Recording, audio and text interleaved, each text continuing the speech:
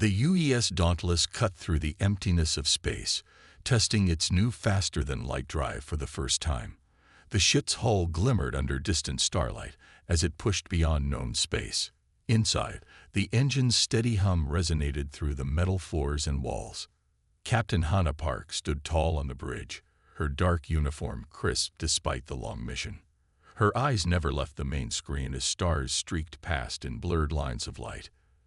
The bridge crew worked quietly at their stations, monitoring the experimental drive's performance. "Captain, something's wrong with our position," Lieutenant Ta Kim said, his fingers dancing across his console. The young navigation officer frowned at his readings. "According to these coordinates, we've crossed into unmapped space. Nothing matches our charts." Hannah moved to his station, leaning over to examine the data. "That's impossible. We should be well within the testing zone." "The drive might have performed beyond expectations," suggested Science Officer Min, looking up from her own readings. "We could have jumped farther than calculated." Before Hannah could respond, red lights flashed overhead, and a harsh alarm filled the bridge. The crew tensed as Security Officer Jun Lee called out from his post. "Captain, multiple vessels approaching at high speed." His voice remained steady, despite the warning in his eyes. "They're moving to surround us in what appears to be an attack formation." "On screen," Hannah ordered, returning to her command chair. The main display shifted to show several sleek ships with strange curved designs, unlike any human vessel. They moved with precision, clearly working together to encircle the Dauntless. "Raise shields. Power weapon systems, but do not target," Hannah commanded. "Open all communication channels." Communications Officer Yuna tried repeatedly to make contact, but received no response.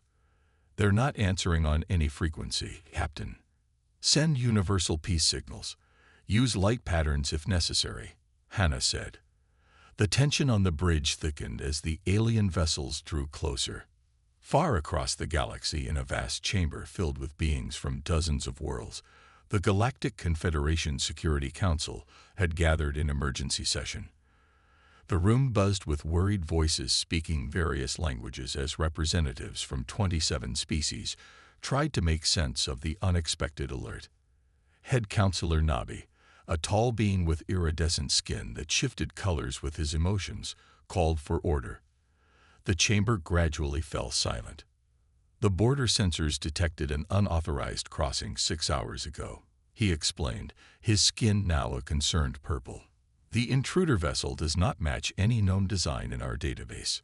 Council Member Dury, representing a species of highly intelligent avian beings, stepped forward.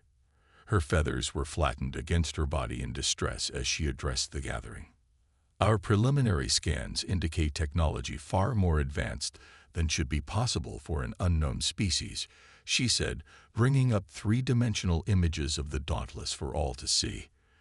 "The energy readings from this vessel suggest weapons capabilities that could devastate entire worlds." Worried murmurs filled the chamber as the council members studied the images. The ship's design was unlike anything in their records, angular and utilitarian compared to the flowing lines of Confederation vessels. "Could it be from the outer rim?" suggested a counselor from the aquatic regions. "Impossible," replied Defense Minister Kwan, his four arms moving in agitation. "We monitor all known spacefaring civilizations. This is something entirely new." Head Counselor Nabi's skin darkened to a deep blue of decision. "We cannot risk the safety of the Confederation. This unknown vessel has violated our borders and poses a potential threat to billions of lives across our worlds." "But what if they come in peace?" asked a younger council member. "First contact should be handled with diplomacy, not force." "We will attempt communication," Nabi assured, "but we must be prepared for the worst." His voice grew firmer as he addressed the defense minister. "Deploy the containment fleet immediately. The intruder must be surrounded and neutralized if necessary." On the Dauntless, Captain Hannah Park watched as more alien ships appeared on their sensors. Her crew looked to her for guidance, their faces showing a mix of excitement and fear at being the first humans to encounter alien life. "Hold positions," she ordered calmly. No aggressive moves.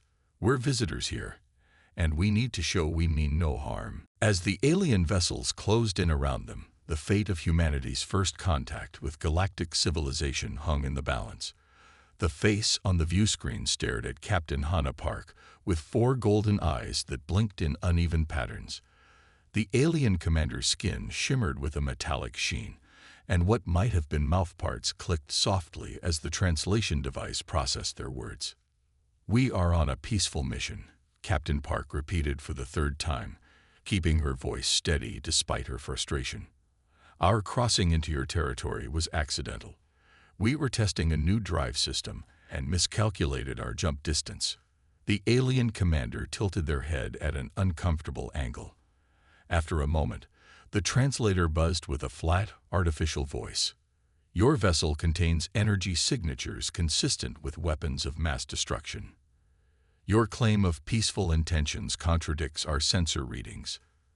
Hannah fought to keep her expression neutral. Behind her, the bridge crew of the Dauntless watched tensely as humanity's first contact with alien life continued to deteriorate. Communications Officer Suk Yoon leaned close to the captain's chair, keeping her voice low. "They're misinterpreting our scientific equipment, Captain. The quantum resonance chambers for the FTL drive must read like weapons on their scanners." Hannah nodded slightly. "Commander," she addressed the alien again, "what you're detecting is our propulsion system, not weapons.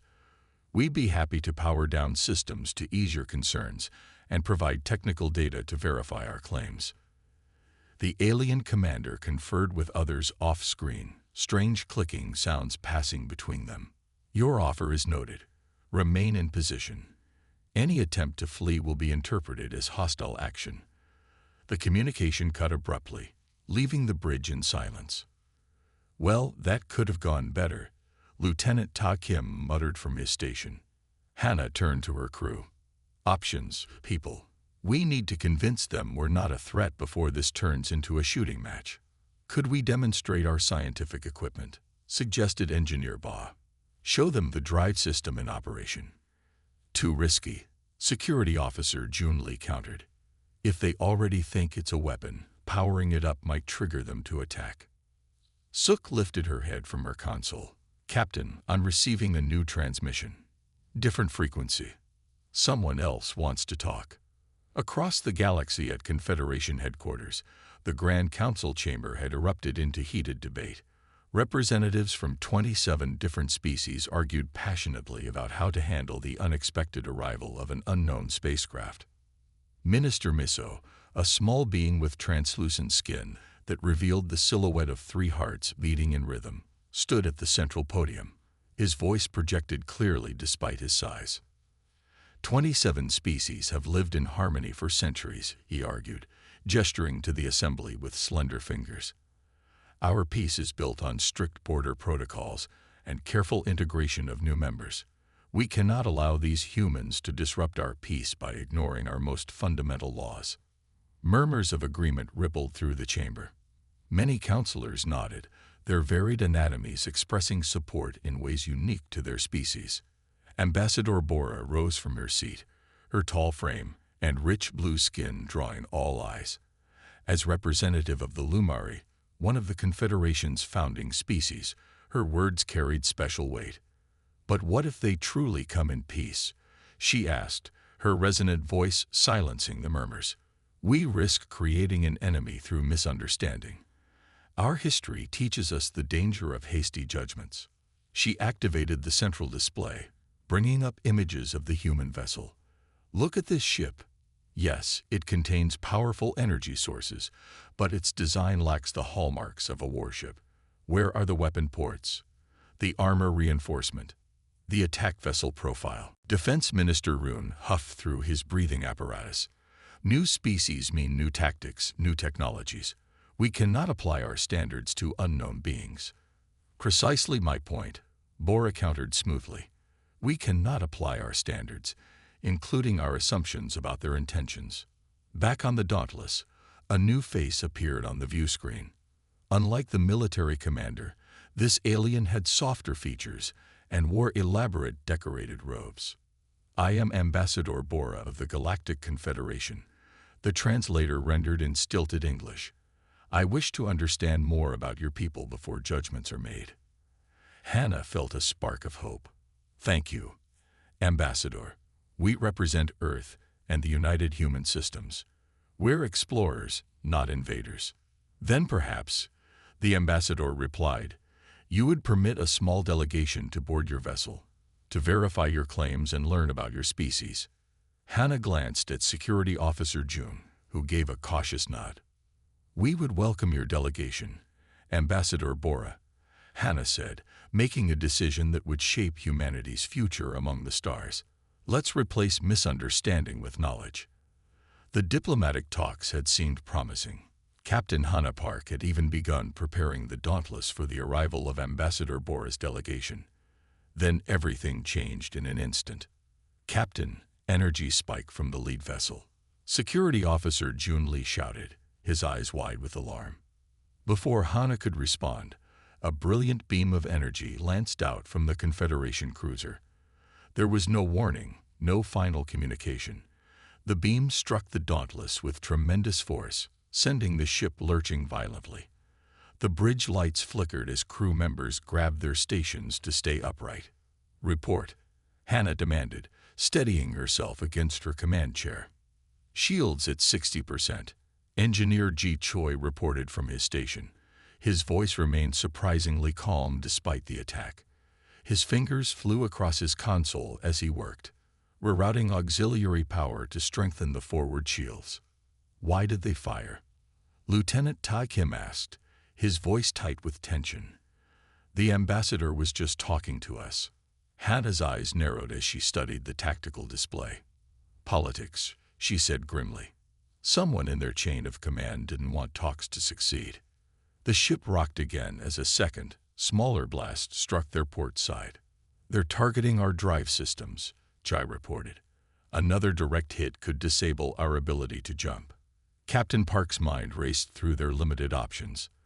The Dauntless was primarily a science vessel, even with its defensive capabilities.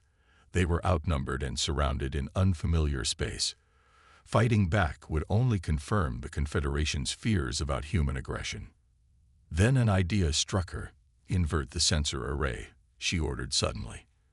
Let's use our mapping equipment to create a false signature. Jai looked up, understanding dawning on his face. You want to confuse their targeting systems by broadcasting multiple ghost images of the Dauntless. Exactly, Hannah nodded sharply. Our deep space mapping technology can be repurposed. Make them see 5 ships where there's only one. Brilliant, Jay said, already working on the modifications. Our sensor array was designed to map stellar phenomena in incredible detail. If I reverse the output frequency and scatter the beam. Just do it fast, Hannah urged, watching as the Confederation vessels regrouped for another attack run. Within minutes, Jai had reconfigured the Dauntless's primary mapping systems. Ready, Captain. Activate now, and prepare for emergency maneuvers, Hannah ordered. The sensor array hummed to life, projecting carefully crafted false readings into space. On the Confederation ship's scanners, the single human vessel suddenly appeared to split into 5 identical ships, each moving in different directions. The maneuver worked perfectly. The Confederation vessels hesitated, their formation breaking as they tried to track multiple targets simultaneously. Their next volley of energy weapons passed harmlessly through empty space where they believed the Dauntless to be. It's working, Todd exclaimed. They're firing at ghosts. Using the confusion, Hannah ordered a series of quick, unpredictable movements that further disoriented their attackers. The human crew worked in perfect harmony, each person anticipating needs before orders were given. Their attacks are becoming less coordinated, Jun observed from tactical. They're confused and unable to get a solid lock on our position. Meanwhile, across the galaxy at the Confederation capital, an emergency session continued. The attack on the human vessel had not been authorized by the full council, and the chamber was in an uproar over the rogue commander's actions. Earth's hastily dispatched ambassador, Da Kang, had finally arrived, and was trying to prevent full-scale war. He stood before the council, dignified despite his exhausting journey. "You must understand something fundamental about humans," Dad explained to the assembled aliens. "We evolved on a harsh world. We adapted through creativity and resilience, not aggression." He activated a holographic display showing Earth's varied environments. "Our planet experiences everything from searing deserts to frozen wastelands. We've survived natural disasters, climate shifts, and countless challenges that forced us to adapt quickly or perish." Council member Nabi leaned forward, fascinated by the biological data scrolling alongside the images of Earth. "Their planet's gravity and radiation would kill most of our species within days," he noted with growing understanding. "These humans develop under conditions we would consider extreme. That explains their ship's response," another counselor added. "Instead of returning fire, they adapted their scientific equipment into a defensive system in mere minutes." Ambassador Bora, who had been arguing for peaceful contact all along, gestured emphatically. "Do you see now? What we perceived as a threat was simply the natural result of evolving on a high-stress world. Their technology reflects their biology, highly adaptable and resilient." Back on the Dauntless, Captain Park allowed herself a small smile as the Confederation vessels pulled back, clearly reassessing their approach. "Captain," Communications Officer Sook called out, "we're receiving a transmission from the Confederation capital. They're ordering all vessels to stand down immediately." The crew exchanged relieved glances as the attacking ships began to withdraw to a respectful distance. Human survival instincts, honed over millennia on a challenging planet, had just proven to be humanity's greatest advantage among the stars. The ceasefire had held for nearly 6 hours. The Dauntless maintained position as ordered, surrounded by Confederation vessels that kept their distance but remained vigilant. On the bridge, Captain Hannah Park and her crew worked tirelessly to repair systems damaged during the earlier attack, while waiting for the diplomatic process to continue. "Captain, we have a problem," Security Officer Jun Lee reported suddenly, his eyes fixed on his tactical display. "One of the Confederation ships is breaking formation." Hannah moved quickly to his station. The screen showed a smaller vessel with distinctive red markings pulling away from the containment group, its energy signatures rapidly changing. "They're powering weapons," Jum confirmed grimly. Communications Officer Sook tried hailing the rogue vessel that received no response. "They're ignoring all channels, Captain." The ship's action made no sense. The Confederation Council had ordered a stand-down while negotiations continued. This vessel was clearly defying those orders. "All hands, brace for impact," Captain Park ordered through the ship-wide system, her voice calm but urgent. "Deploy countermeasures, defensive protocol only." The crew moved with practiced efficiency, securing systems and preparing for another attack. Engineer Ji Choi activated the recently repaired shields, diverting every spare bit of power to the defensive systems. The rogue Confederation vessel accelerated suddenly, launching a barrage of energy weapons far more powerful than the previous attack. The beams streaked across space toward the Dauntless. "Impact in 3 seconds," Jun called out. The Dauntless's shield technology activated with startling efficiency. As the energy weapons struck, the shields flared brilliantly, absorbing and dispersing the attack energy. Simultaneously, the ship's point defense systems targeted incoming missiles, firing precise counterbeams that neutralized them safely away from the hull. "Shields holding at 40%, Jai reported. Point defense systems functioning at optimal levels." The rogue vessel circled around for another attack run. It was smaller and faster than the Dauntless, darting into fire before retreating to a safe distance. "They're testing our capabilities," Jun observed. "Each attack targets a different section of our shields." Lieutenant Ta Kim looked up from his station. "Captain, we have a clear shot at their propulsion system. One hit would disable them." Hannah considered this for only a moment before shaking her head. "No, defensive measures only. We will not fire on them." "But Captain," Jun began to protest. "That's an order," Hannah said firmly. We didn't come all this way to start a war. Concentrate all power on shields and evasive maneuvers. For the next 20 minutes, the rogue vessel continued its assault while the Dauntless absorbed or evaded each attack without returning fire. The other Confederation ships maintained their positions, seemingly unwilling to intervene. At Confederation headquarters, the council chamber had fallen silent as they watched the live feed of the attack. What had begun as an emergency session to discuss the diplomatic approach to the humans had turned into shocked observation of one of their own vessels going rogue. That ship belongs to the Zetari delegation, Defense Minister Quan identified. They've always been the most xenophobic among us. Ambassador Bora leaned forward, eyes fixed on the display showing the human vessel's response. Remarkable restraint, she murmured, impressed. They could have destroyed that ship but chose not to. Their weapons are clearly charged, but they refuse to fire. Perhaps it's a trick, Minister Miso suggested. A ploy to make us lower our guard. No, Counselor Nabi countered, studying the data streaming alongside the visual feed. Their shields are weakening. They're absorbing significant damage to avoid escalating the conflict. We must intervene, Bora insisted. The Zetari are violating direct council orders. After intense debate, 2 Confederation security vessels moved to intercept the rogue ship, finally forcing it to stand down. The attack ended as suddenly as it had begun. 3 days later, after intensive negotiations and information exchange, Captain Hannah Park stood in a large, circular chamber aboard the Confederation flagship. The room had been adjusted to Earth normal gravity and atmosphere for the historic meeting. Ambassador Bora approached slowly, her tall blue form moving with natural grace. This was the first face-to-face meeting between human and Confederation leadership without protective barriers or environmental suits. Captain Park, Bora greeted with a small bow. On behalf of the Confederation Council, I extend our formal apology for the attacks on your vessel. Hannah returned the gesture. Apology accepted, Ambassador. We understand that the actions of a few don't represent the whole. They spoke for hours, exchanging information about their respective cultures and histories. As the conversation deepened, Bora's understanding of humanity evolved.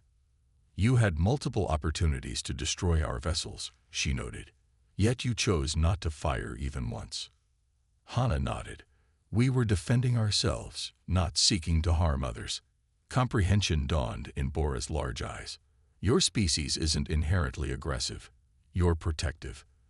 There's a difference we fail to recognize. We developed on a world where cooperation was as important as competition, Hannah explained. Humans can be fierce when threatened, but our greatest achievements came when we worked together and protected each other. This explains much, Bora said thoughtfully. What we perceived as a warship was actually designed primarily to protect its crew while exploring. Your weapons are defensive, not conquering tools. As they continued talking, the foundation for understanding between 2 very different civilizations began to form. What had started as a dangerous first contact was transforming into something with the potential for mutual benefit and growth. The Grand Council chambers of the Galactic Confederation had never been so full. Representatives from all 27 member species crowded the tiered seating that surrounded the central speaking floor. Special environmental sections accommodated those who breathed methane or required high-pressure atmospheres. The air buzzed with excitement and nervous energy as the final votes were tallied. 6 weeks had passed since the UES Dauntless had accidentally crossed into Confederation space. What began as a potential interstellar incident had evolved into the most significant diplomatic breakthrough in Confederation history. The human delegation, led by Captain Hannah Park, and now including diplomats rushed from Earth, had spent these weeks in intense cultural exchange and negotiation. Head Counselor Nabi stepped to the central podium, his iridescent skin glowing a bright gold that reflected his emotional state. The chamber gradually fell silent as he prepared to speak. The final vote has been recorded, he announced, his voice carrying throughout the vast room. By an overwhelming majority of 25-2, we extend a formal invitation to Earth to join the Galactic Confederation as our 28th member species.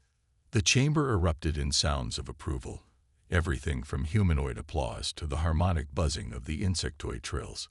Even the usually stoic aquatic delegates rippled their fin membranes in their version of celebration. Captain Hannah Park stood with her crew in their dress uniforms at the edge of the speaking floor. She maintained her composure, but her eyes shone with pride and emotion. Behind her, Lieutenant Ta Kim couldn't help grinning broadly, while Security Officer Jun Lee remained at attention, though the corner of his mouth twitched upward. Ambassador Dag Kang stepped forward to formally accept the invitation. On behalf of Earth and all humanity, we are honored to accept membership in the Galactic Confederation. We look forward to contributing our unique perspective to this grand alliance of worlds. Head Counselor Nabi raised all four of his hands for silence. Before we conclude this historic session, the Council wishes to recognize the crew of the vessel that made first contact possible. Captain Park and her crew were guided to the center of the chamber. There they stood as Head Counselor Nabi approached with a hover tray bearing 7 medallions, each made of a material that seemed to shift between solid and liquid. Captain Hannah Park and the crew of the UES Dauntless, you are hereby awarded the Stellar Peace Medallion, the highest civilian honor the Confederation can bestow, Nabi announced. Only 6 have been awarded in our 1,000-year history. One by one, the Dauntless crew members bowed their heads to receive the medallions. When Hannah received hers, she was surprised by its warmth and how it seemed to pulse gently against her skin. Counselor Bora stepped forward to join Navi. Her tall blue form moved with dignity as she addressed the humans directly. "You crossed our borders by accident," she said, her voice carrying a warmth that translated across species barriers. "But in doing so, you've expanded our understanding of the universe. Your response to adversity showed us a new form of strength, one based not on domination, but on protection and adaptation." Engineer Ji Choi, normally the most reserved of the crew, found himself blinking back tears. The recognition of their actions meant more than any of them had expected. "Humanity brings something unique to our Confederation," Bora continued. "You evolved on a world that would kill most of our species within days. That harsh crucible forged in you an adaptability and resilience we have never encountered. Yet you temper that strength with compassion and restraint." After the ceremony, the crew of the Dauntless prepared for their journey home.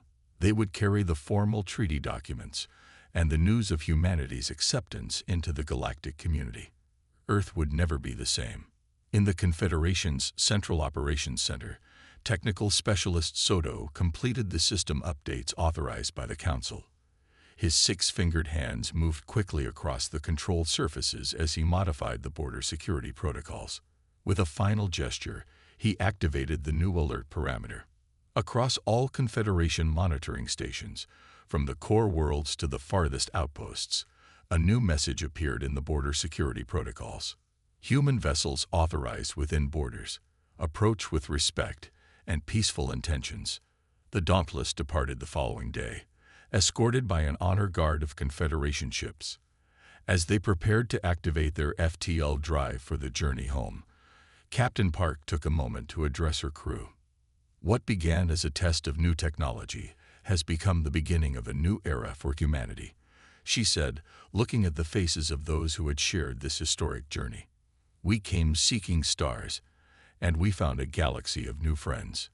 The Dauntless leaped into FTL, carrying home news that would forever change humanity's place in the universe. No longer alone among the stars, but part of something greater than they had imagined possible.